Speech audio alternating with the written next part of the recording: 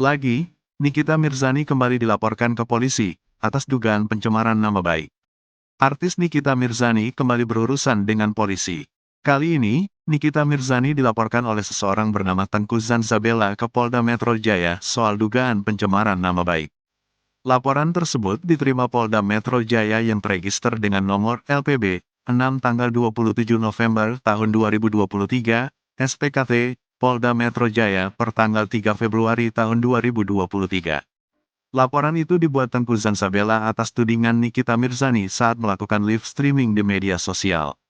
Melakukan live streaming sambil menyebutkan ciri-ciri yang ada pada korban seperti wanita bertato, pemakai narkoba serta menyebarkan nomor ponsel korban sehingga korban mendapat banyak pesan masuk dari kejadian tersebut, kata Kabid Humas Polda Metro Jaya Kombes Trunoyudo Wisnu Andiko kepada wartawan, Sabtu, tanggal 4 Februari tahun 2023.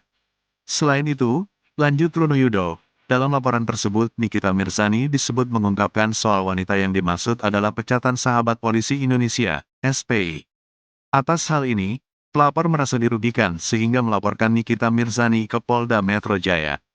Kemudian disebutkan juga bahwa korban adalah Pecatan Sahabat Polisi Indonesia, SPI. Atas kejadian tersebut korban telah dirugikan. Selanjutnya, pelapor datang ke SPKT Polda Metro Jaya untuk membuat laporan pengaduan guna penyelidikan dan penyidikan, jelasnya.